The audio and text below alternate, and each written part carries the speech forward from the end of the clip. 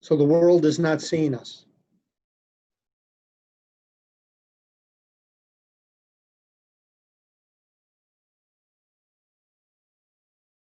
Hi, world.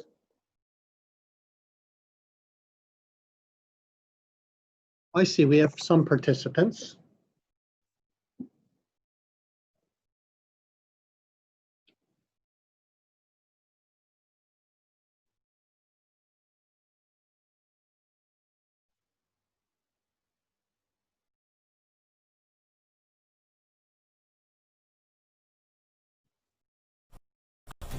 Hi, I'm a financial management educator with Cornell Cooperative Extension of Tompkins County. I'd like to invite you to our workshop, Managing Your Finances Through COVID-19, Simple Strategies in a Time of Crisis. The current COVID-19 coronavirus outbreak is having a terrible effect on our economy. Cool. Many of us are finding ourselves in a situation where we have less money to take care of life's responsibilities. Our current financial crisis is challenging, and some of the government interventions will be ending soon. But still, know and believe that you can regain your financial stability once again. Things will get better as long as we keep calm and take the steps available to us. So join us on Thursdays at 5 p.m. for about an hour as we share some strategies on increasing income, explain how values influence financial decisions, talk about the best budget, and of course how to create one. We'll also share tools to help you maximize your current resources so you can take care of your needs and hopefully find some cash to include a couple of wants as well. We also have many other resources to help you with your personal finances. Please check them out at our website, ccetompkins.org. Thank you, and I hope we'll see you at the next class.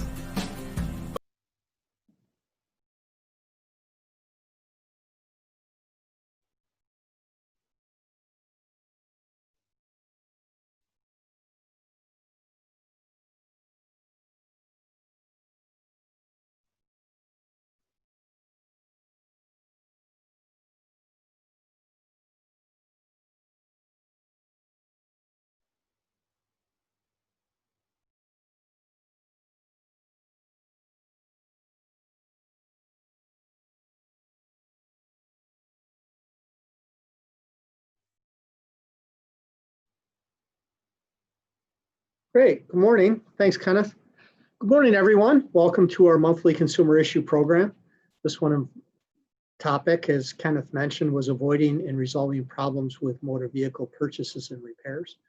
That is a common complaint that we receive in the New York Attorney General's office, that people bought a car, drove it off the lot, there's problems with it, or drove it for some period of time and there are problems with it, and they wanted to know what they can do to resolve it. And so our discussion today will be the kind of things, not about cars, because I'm the last person you want to talk about as far as fixing a car, but what to do if you run into a situation where there's a problem with the car.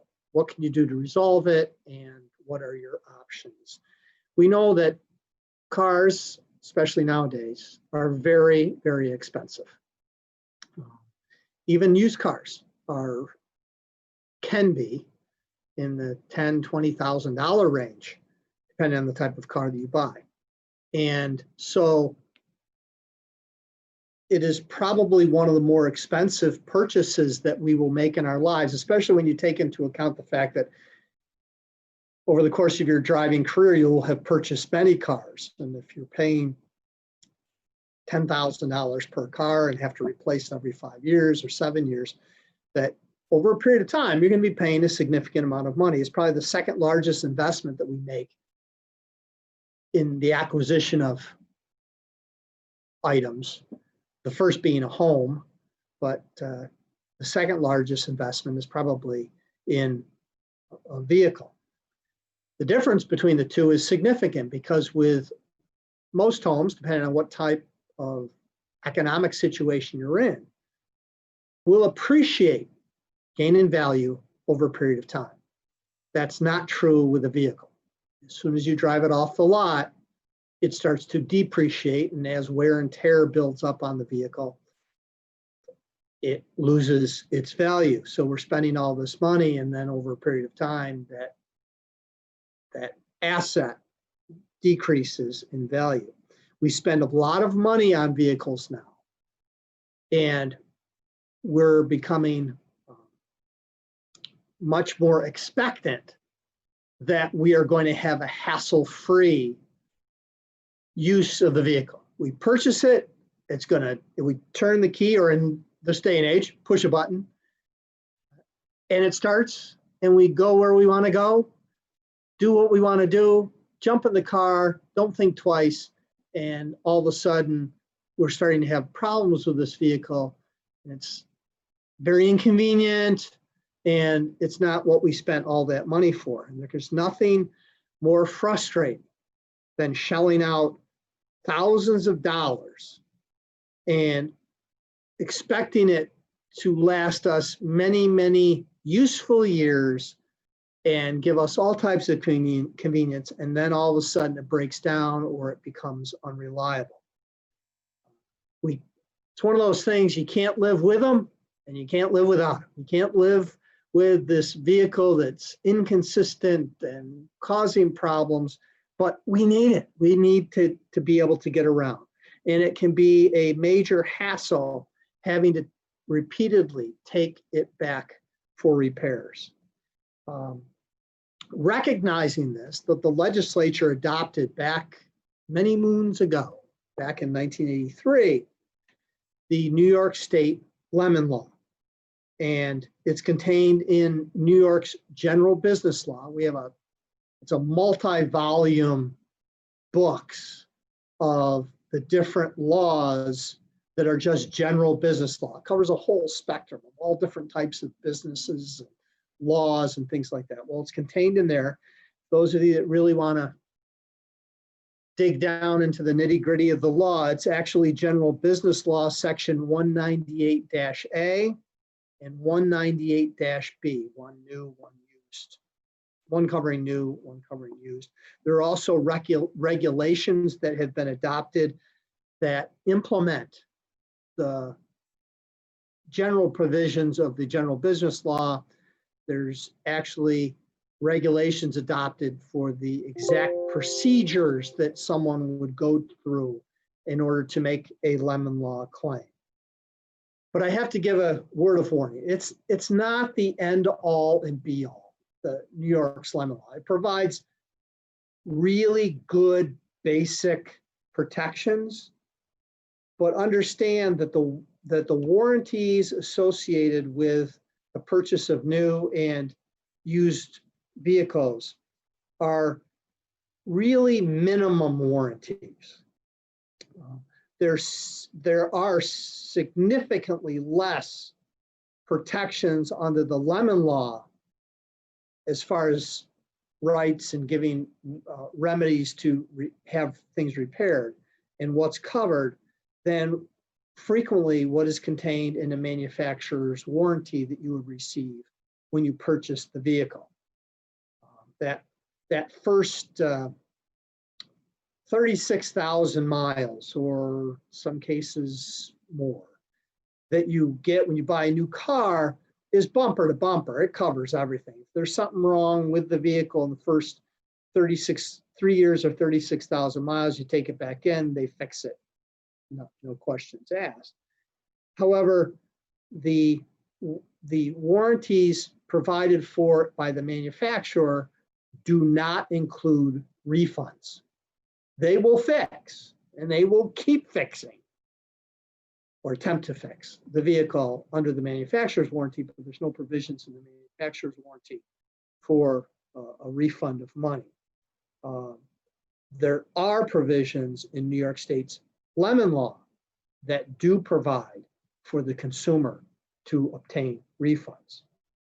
And there's various subtleties that are in the existing law that can present some potential problems for people. So it's important in our never-ending quest at Cornell Cooperative Extension Consumer Issue Program shows to provide the consumers with information. That's what we're hoping to do, so that we can be informed consumers.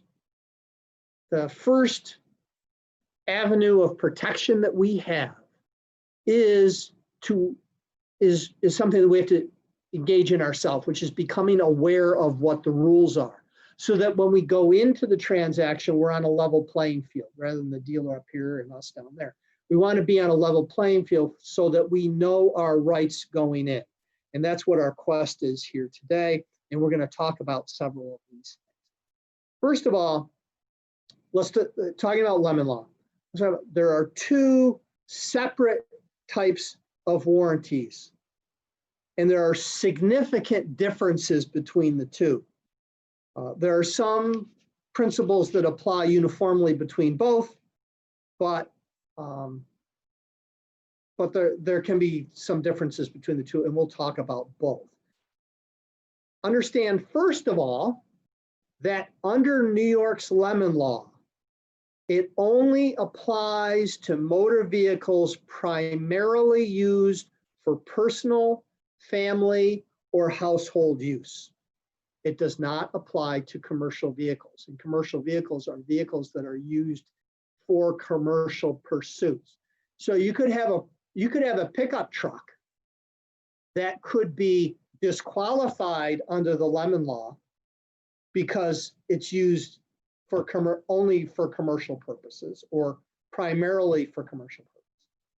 Where that exact same pickup truck could be for primarily personal, family, or household use, one of which the lemon law warranty would apply to, and the other one it would not.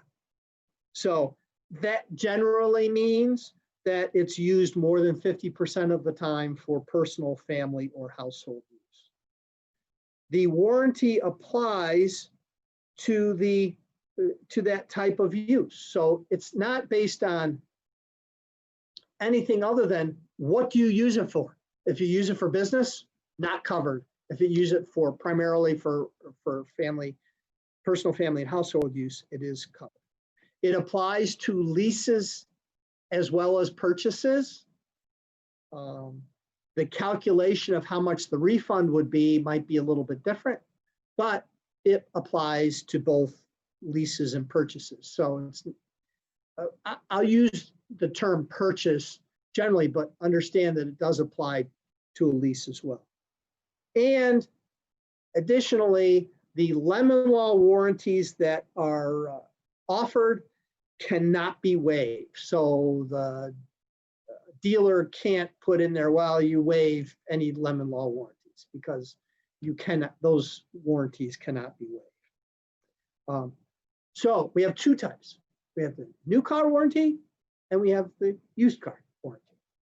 New car warranty applies to the manufacturer of the vehicle, which is interesting, but you think, well, I bought it at a dealership here in the local community and it doesn't apply to them. Well, yeah, technically it doesn't apply to them because it applies to the warranty, applies to the manufacturer. However, dealers are the agents for the manufacturer. So if you went to a Chevy dealership and bought a brand new car there, yeah, the lemon law warranty would apply to Chevrolet, General Motors, but the agent for General Motors would be the local franchise dealership for that particular model. So let's talk about the coverage that is applied to the purchase of a new vehicle. The coverage is the earlier of 18,000 miles or 2 years from the date of original delivery. And that's important because in a new car warranty, the original delivery date is the date that the first purchaser had the vehicle delivered to them. So it's 18,000 miles or 2 years from the date of original delivery. Now, if you're like me, if you're driving how much I drive, that lemon law warranty would probably not last a year because I go through so many miles that I would go through the 18,000 well before the 2 years pass. If you're the little old lady who drives only to church on Sundays, the 18,000 miles would probably last longer than the 2 years. But that's the time limit. It's either or, and it's the earlier of the two. It's for vehicles purchased, leased, or registered in New York. Now that's an interesting provision, because what if you went over the border into Pennsylvania and purchased the vehicle? Obviously, we'd show the dealer that you're a New York resident, you have a New York license, you got to show your license to get the vehicle, and that you're going to be bringing it back to New York. And what you'll do is you'll, once you buy it in Pennsylvania, you'll have to bring it back to New York and get it registered in New York. But the lemon law warranty actually applies to those vehicles that would be registered in New York. So if you bought it at a new car dealership just over the border in New York or Jersey, it would apply in New York. It must be registered in New York within a reasonable period of time. There was one case out there from the early 1990s where the person didn't register the vehicle in New York until 4 years later. It was determined that that was too long, and the warranty would not apply. But it's unclear. It's that thing that we always talk about here, which is it has to be done within a reasonable period of time. What's reasonable? And I always tell you that reasonable is a word that lawyers get paid a lot of money to define. You have to go to court, and the court would make a determination what was the time reasonable or not. Here's what is required. What is required is that the manufacturer or authorized agent, so you're the local franchise dealer, must make repairs free of charge, and the repairs must be made to fix the problem that affected the vehicle. If the defect occurs within the first 18,000 miles, the obligation is still upon the manufacturer to repair it, even if you go over the 18,000 miles or the 2 years. Possible problem that could occur: what happens if you buy a vehicle at a dealer that has 17,500 miles on it? Remember, we talked about the warranty applies for the first 18,000 miles. So it's still considered a new vehicle because it's under the 18,000 miles for lemon law purposes. But what happens? That puts you in a little bit of a squeeze, because if you bought a vehicle as a used vehicle, 18,001 miles, you actually would have a warranty that lasts longer. Because we'll get into a second what the used car warranties are, but for a car with that low mileage, you'd have a 90-day warranty or 3,000 miles, whichever occurs first. So in this case, you actually would have a 500-mile warranty. So just something that I throw out there is if you go to buy a vehicle and it has 17,500 miles on it, let's figure out this warranty thing, because if I only have a 500-mile warranty, it is, however, bumper to bumper in those 500 miles, whereas a used car, we'll get into in a second, doesn't cover that. But that's an interesting quandary that comes up. Also, understanding both, new car really isn't an issue because new cars are only sold by dealers. But the lemon law only applies to dealers, doesn't apply to private transactions. So what is the warranty on the new car? New car is that the manufacturer must fix for no cost any defect in the vehicle which substantially impairs the value. That's the obligation. So bumper to bumper, anything that substantially impairs the value of the vehicle, lemon law kicks in. What do they have to do? They have to fix it. Well, how long do they have to fix it?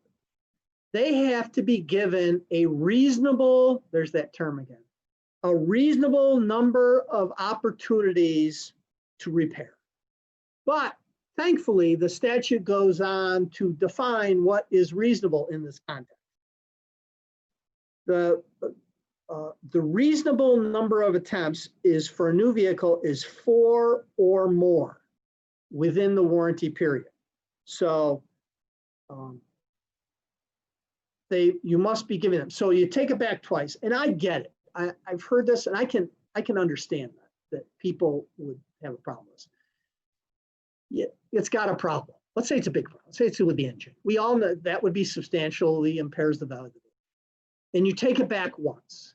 First of all, you're pretty irritated because you bought a new car and you don't want to have any problems with a new car. That's our expectation now. Cars are so good nowadays that usually would rarely have something like that. So it's irritating to begin with. So you take it back to be fixed.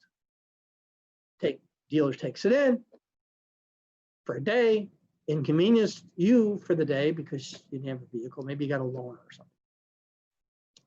Then you're driving for another week or two and you have the problem again. And you go, I'm not dealing with this. I paid a ton of money for this car. I don't want to do it. Well, you say, I want my money back. Give me another car. Under the lemon law warranty, that's not the remedy.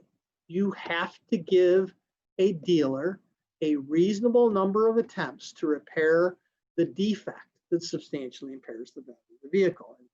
And so that's 4 or more.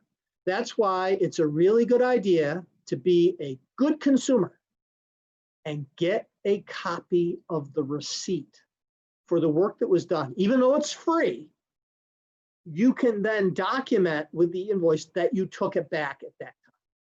And usually on the heading of the repair invoice, it has how many miles were on your vehicle at the time that you took it in for the repair. And it has the date.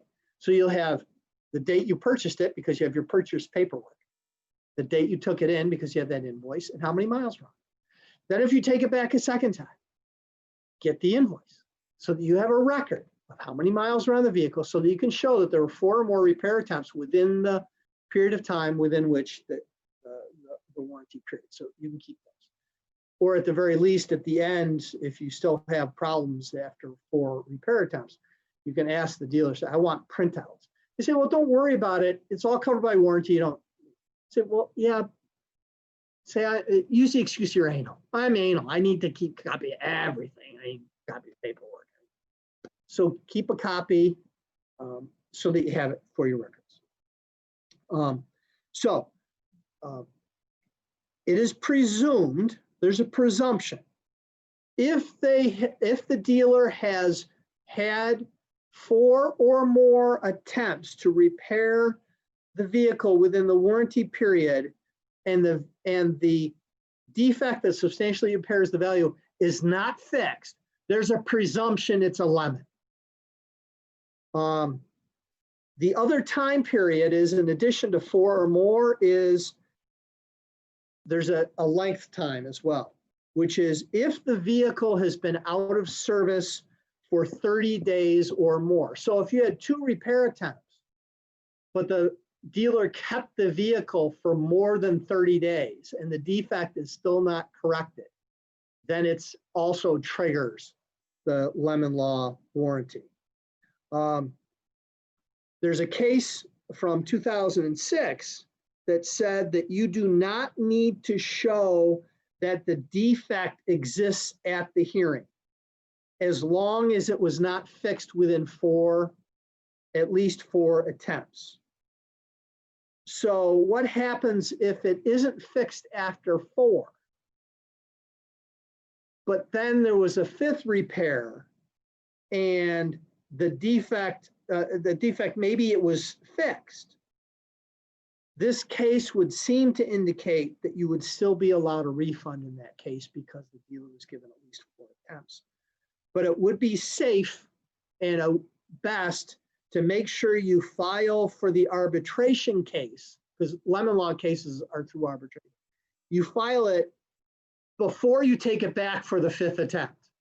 So if the dealer would say to you, I know you've had it in 4 times, but we think we can get it this time.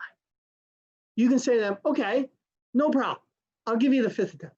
But before I do that, I'm filing for lemon law arbitration because I'm not going to mess around with this any longer. And I want the refund. So just that's out there. So what happens? Let's say you go 4 or more within the warranty period, the defect still exists, it's not fixed. What are you entitled to? And it's your option. It's the consumer's option. And the option is to accept, the dealer must accept the return and issue a refund. The one thing that you will not get from the dealer is your sales tax. You actually have to go back to New York State Department of Taxation and get, you show that you've turned the vehicle in and got a refund of the money and that you want the sales tax returned, and you can do it through that. Or the other option that you would have is to replace a vehicle with a comparable motor vehicle. So if the dealer is willing to give you another motor vehicle, similar type of vehicle, and you accept that, that fulfills the warranty obligation. Or if you do not get it resolved, you can file papers to go through a lemon law arbitration, which I'll go through in a little while. And then you go through the lemon law arbitration, which is actually the paperwork originally essentially goes through our office, our lemon law arbitration unit, but the arbitration is actually conducted by a third-party arbitration company. More about that in a couple of minutes. So that's the new car warranty.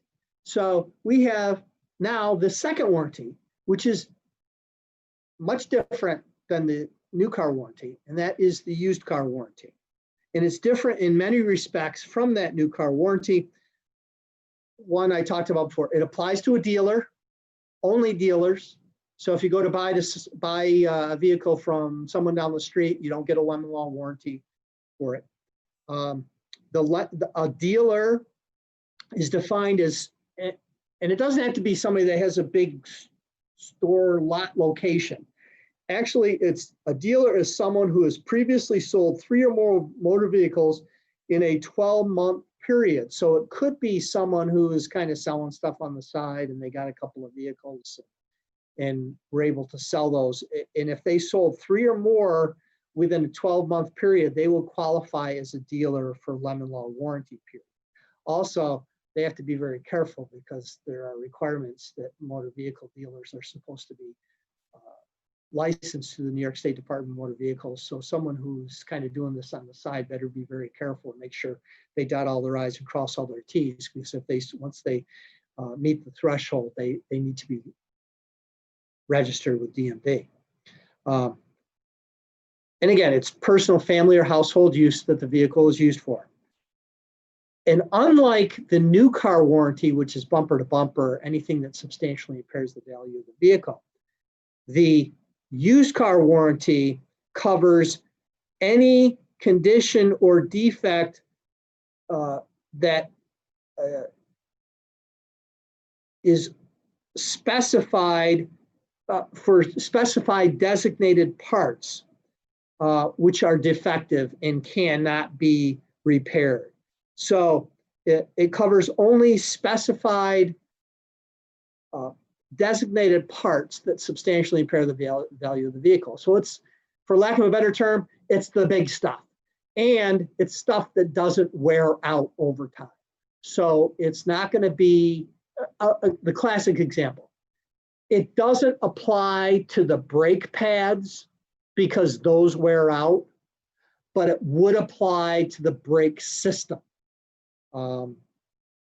associated with it. So we'll talk about those in particular in a couple of minutes. So it has to be a covered part. That's what the used car applies to. So if a covered part is defective, then it becomes covered. So what is the coverage? Now we talked about with the new car warranty, it's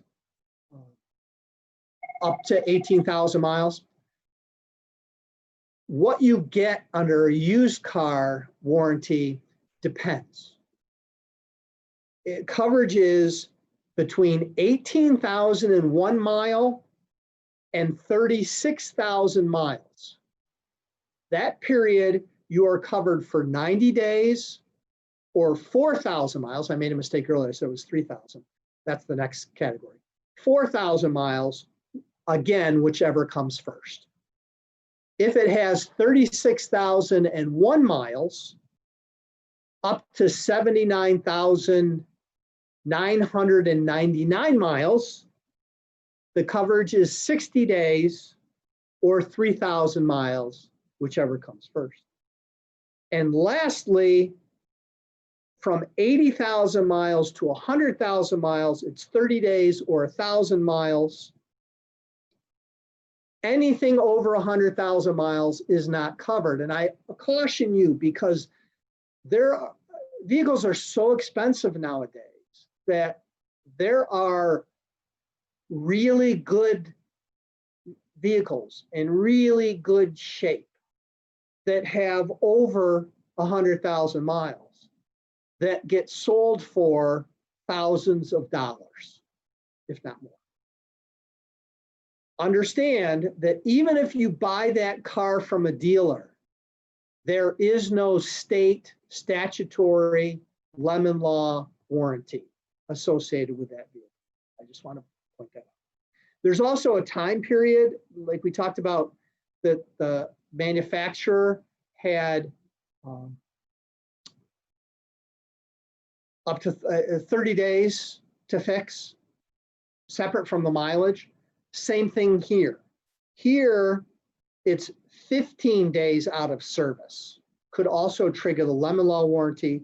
However, that is extended to 45 days if the dealer has to get parts and things that haven't come in. And again, it applies to the dealer. So the used car dealer down the street, it applies to them. They have to fix the vehicle within that warranty period.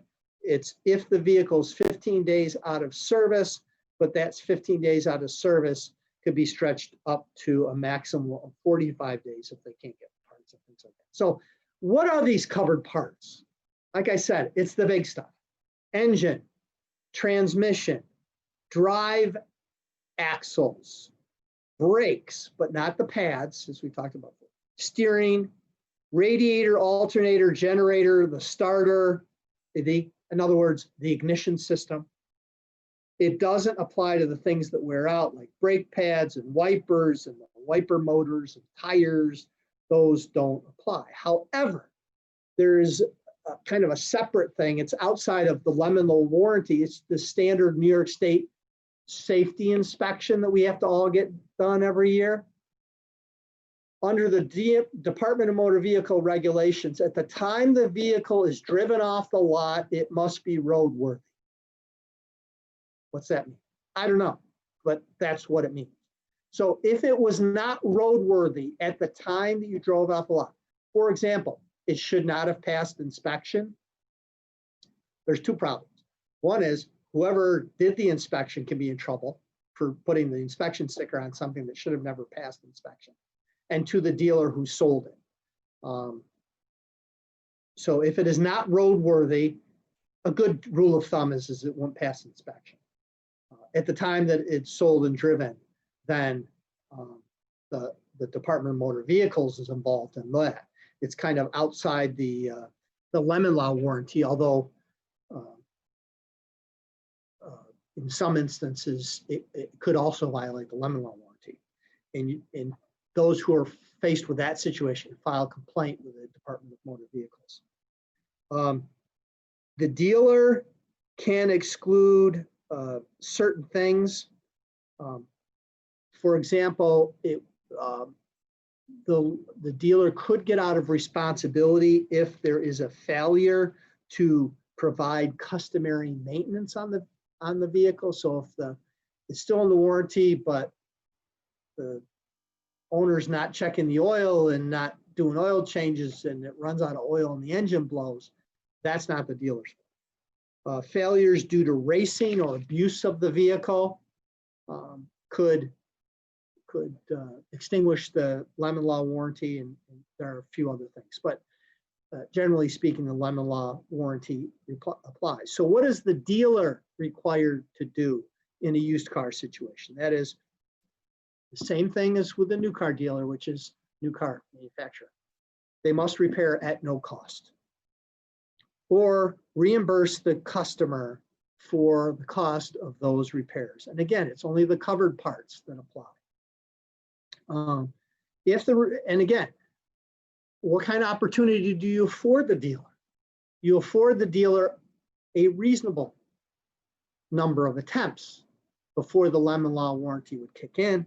And for used cars, as also with the new cars, the used cars, it's 3 or more attempts. Used, new, it was 4 or more. Here with used, it's 3 or more. And if the defect of the defect in the covered part cannot be repaired, and there have been 3 attempts or more, it is presumed to be a lemon, and the person can proceed ahead. Lemon law case. What is lemon law? What is a lemon law case? One is the owner of the vehicle can either sue or can go through the lemon law arbitration process. Lemon law arbitration process is usually less expensive and usually much quicker. Statistics wise, consumers are winning maybe in half the cases or thereabouts. What's the arbitration process? Is governed by the regulations that have been adopted. You fill out the forms. You can get the forms through our office. You can get the forms on our website at ag.ny.gov. Look for lemon law arbitration form. And that you can fill those forms out. You send the forms into the lemon law arbitration units, right on the forms where you send it in. And our office, our only involvement from our office is just a review of the paperwork to make sure all the I's are dotted, T's are crossed, that there have been the reasonable number of repair attempts that have been done, and that you've attached those invoices that we talked about before. Get a copy of the repair invoices that you had to show those. Then it gets forwarded to the administrator of the lemon law arbitration program, and that you will be notified that you have to pay when all the I's are dotted, T's are crossed, and it's going to be sent out to the arbitration program. You're going to be notified that that it's been accepted for arbitration, and that the consumer has to pay the fee. I haven't looked recently at what the fee was. It used to be for new cars, it was $250, and for the used car, it was $125. And that is part of what can be recouped if you're successful in your arbitration case. Once you pay the fee, the matter will be scheduled for that will be the filing date, and the matter will be scheduled for the hearing. I don't know in this COVID environment what's going on with lemon law arbitration cases. I don't know if they're being held virtually. I know a lot of court cases are being held virtually, so over Skype or Zoom or WebEx or however it's being done. And then it's usually scheduled in your area. So that's good. You don't have to traipse all over. They'll schedule it in your particular area. The arbitrator, who's not a judge, but an arbitrator, will listen to both sides of the case, and to the dealer's side as to why the dealer doesn't think there's a defect that substantially impairs the value, or it's not a covered part. And the owner of the vehicle who's saying that it is a covered part and this is the problem with the vehicle. Part of the defenses that we talked about before, the defense, the other side, dealer side could raise that the car was abused or neglected, or there was some type of unauthorized alteration made by the owner of the vehicle, or the problem doesn't substantially impair the value of the vehicle. That was my experience going on back in the day, is that they would try to raise that noise is not substantially impairing the value. It's still performing, doing all that. That's why sometimes it might help the consumer to have a person who knows automobiles be able to say that yeah, that, or maybe someone who, some other dealer come in to say, yeah, that noise in that vehicle, that will substantially impair its value. You can't get any money for that vehicle with that in there.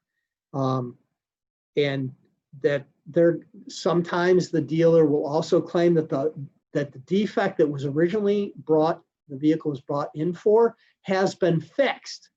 It's something else that's now wrong with it that's different, and we haven't been given a reasonable number of attempts to fix the vehicle for that particular item. It's a whole new problem. And again, that comes down to a question of fact, and the arbitrator is going to have to make that decision. Is the problem really fixed or not? Is it really a new problem, or is it something that just has never been fixed right in the first place? So the consumer is again entitled to a full refund or replacement of the vehicle. I know that usually the consumer chooses the cash rather than the vehicle. You receive the full refund. Now, here's where some subtleties kick in, and that is, we talked about the new car. You have the warranty up to 18,000 miles. Well, you have the full refund up to 12,000 miles. And then once the car gets above 12,000 miles, but still under 18,000 miles, there's actually a mileage deduction formula that is calculated so that you'll end up, rather than me going through the math, there actually is you get a partial refund. It's pretty significant, but you get a partial refund. And it's based on the difference in mileage over 12,000 divided by 100,000. So it's a modest deduction in what you would receive. So if you are successful as a consumer, what you should do is notify the manufacturer of your acceptance of the award, and that the dealer will then, or manufacturer will then be required to comply within 30 days. There's fines if they don't comply within 30 days. If necessary, the consumer could bring an action. It's called an Article 75 proceeding. I won't go into the details of it, to confirm the arbitrator's report. And if you have to go to that extent, the dealer or manufacturer has not come through with what they were supposed to based on the arbitrator's award, you can bring an action to confirm that arbitration award, making it a judgment in New York. And if you have to resort to that, you are entitled to recover your attorney's fees if you have to bring in an attorney to do that. You may also complain to the Department of Motor Vehicle, and if the dealer is not complying, they can come down hard on the dealer and impact their license if they're licensed to actually deal with motor vehicles. So those are the types of things that you can do if you have that vehicle that falls within the lemon law warranty. You also have the manufacturer's warranty. We talked about that, which would call for them to fix what's wrong with it. And most importantly, let's talk about purchasing the vehicle in the first place. We all want a good vehicle. Everybody wants the good vehicle. We want to have a good buying experience. And the best thing that a consumer can do is to do your investigation ahead of time. The most important thing you can do is to decide what type of vehicle in a general area you want, and decide that before you go into the dealership so that you can't get talked into something. You want to be more in control. A lot of us feel out of control when we walk into that showroom. Think, oh man, we're going to get taken for this. Not if you do your investigation ahead of time. So the first thing is, know what you want. Do you need a minivan because you have 3 kids? Do you need a smaller car? You really need gas efficiency. So kind of get an idea of what you're looking at before you start. Now with all the information that's available online, you can actually get an idea of what the cost of the vehicle is going to be in certain ranges. You can look it up. There's websites, I won't go through all of them, but there are just tons of websites that give you an idea of what you can expect to pay for a vehicle, either from a dealer or from a private transaction, with a vehicle of that kind of make and model with that many miles on it. You just can look it up. You should make a decision. Do I want to lease? Do you want to purchase? Some factors that go into that is if you're one of those ones that need to have a new car every few years just because you get old, you think the older one you want something new. You get tired of it. You might be a lease person then. Or if you're one of those ones like me that buys a car and drives it till the wheels fall off, or you put a ton of miles on it, then maybe purchase is the way to go. Your monthly payment, we'll talk about that in a second, your monthly payment may be a little bit higher because you're going to pay it over, they're stretching loans out to 7 or 8 years now, car loans. But it used to be always like 3 to 5. You may be paying more, but then understand that at the end of 3, 5, or 7, 8 years, when your loan is done, you have a car free and clear. Keep driving it. You don't have to make car payments anymore. Leases, you're always going to have a lease payment. You replace the vehicle with another vehicle with another lease, you're always going to have a lease payment. So it's not going to end at the end of 5 years. You're going to just keep having that. And if you're willing to do that, that's fine. And traditionally, the lease payments are lower than what you would have to pay if you were buying the car outright, because the lease payments, it ends and you have to turn the vehicle in and you have to either buy a car or lease another car. Decide that ahead of time as to what you want to do. What are the things that you need to know? You need to know what you can afford to spend. And this is where people really get caught. And you have to understand that don't focus on just the monthly payment, because monthly payments can cost you a fortune. They may be lower each month, but can really cost you. So you have to understand what the financing transaction is when you're going to buy a car. When you're going to buy a car, we're talking about buying, leasing, we're put to the side. But when you go to buy a car, one thing the dealer may say to you is, what can you afford? What's your monthly payment? What monthly payment are you looking for? Well, understand what a monthly payment is. A monthly payment is really breaking down a lump sum payment and spreading it over a period of time. So the factors that go into your monthly payment are the total price, how much you're borrowing, because all it is you're borrowing money. It just happens to be that it's to buy a car, but you're borrowing money. How much you're borrowing in total? What is the interest rate that you're going to repay this loan with over time? And lastly, over what period of time are you paying? I'll use some examples. If you are paying, the lump sum stays the same. You have to negotiate that. And whatever that is, that is. And that number will stay the same. But the monthly payment will change based on those other two factors. What's your interest rate? The higher the interest rate, the higher the payment. The lower interest rate, the lower the payment. How long are you paying this over? The longer you pay it over, the lower. If you take in the lump sum amount that you're paying, and so you decided how much you have to finance. If you stretch that using the same interest rate, let's say it's 4%. If you pay that loan back at 4% over 5 years, it's going to be a certain amount a month to attain that payoff in 5 years. If you stretch it out over 8 years, the payment goes down. But the total dollars that you will pay to pay over 5 years compared to 8 years is significant. you will reduce the total amount that you pay in dollars the shorter the loan period is.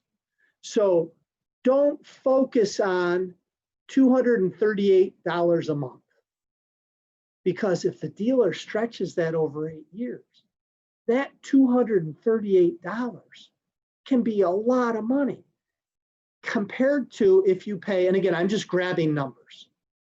If you pay $300 a month instead of $258 and pay it over a shorter period of time, because there's a shorter period of time, that $300 a month in total will add up to significantly less money overall than the $238 that you had to pay stretched over 8 years. I'm not saying this to confuse anybody, but to say that the last thing you should be considering is how much it is each month.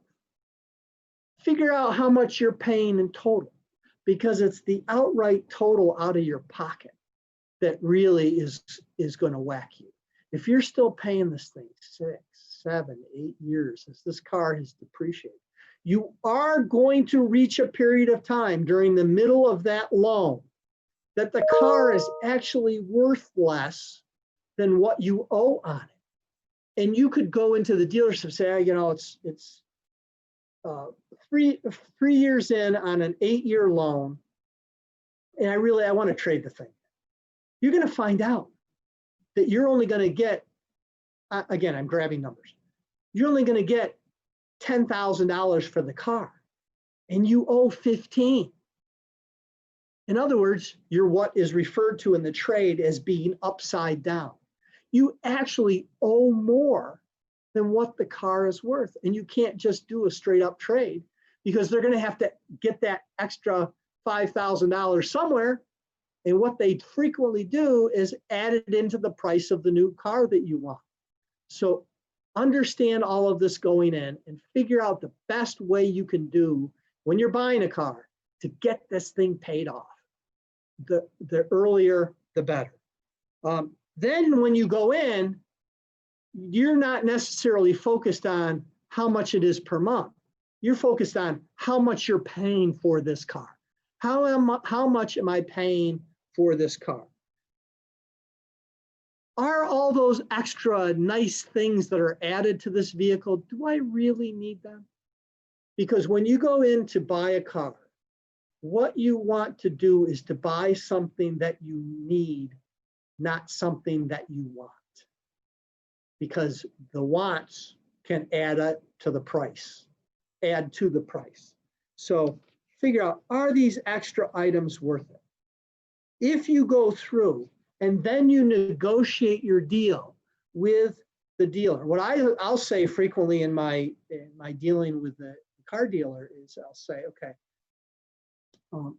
I'm not worried about the monthly price at this particular point in time. Let's talk about the car. How much are we going to pay the car? How we're going to pay for it, we'll figure that one out later. So then you can make a decision to say, hey, I'm going to put more down so I can cut down on the amount that I'm financing. Or maybe because I want to stretch it out longer, I'll pay less down, but my monthly payment will be a little bit higher. When you go in knowing that, you can't be talked into, hey, it's only $278 a month, but then it's 8 years. So figure out what it is and then figure out what you need as compared to what you want. My best rule of thumb is buy the car before you fall in love with it, because love is blind. If you fall in love with a car before you own it, and you say, I got to do whatever I can do to get this car, you may be more willing to pay a higher price and be less willing to negotiate the price down because you really want it. Don't fall in love with the car until after you own it. Then that's probably a good rule of thumb in life. I hope if you take into consideration these sorts of things, you'll, one, understand what your rights are. And two, you'll have a more level playing field to go in and make a good consumer choice and purchase the vehicle that you need, and hopefully the one that you want as well. If anybody has any questions, I'll fire it back to Kenneth, and he can give us any questions that came over through the chat. Got anything, Kenneth? Currently we don't. Otherwise, Currently we don't have anything. There was one question, but you answered it already. They asked about, cool. Does the limit law rules that you were talking about with the 4 attempts, does it also apply to used vehicles? Yep. And they said, wait, he seems to like he's covering it now. Yes, we're good with that. Right. So anything else? Anybody else has anything? No, I think there are no other questions this time. I'd like to thank everybody for joining us. Next month, we are going to be discussing tenant and landlord rights and responsibilities. I think this is something that's very pertinent to everybody currently. So I hope you folks will tune in next month, the second Thursday. We'll be here again. Tell your friends. Thank you very much and have a great day. Thank you all.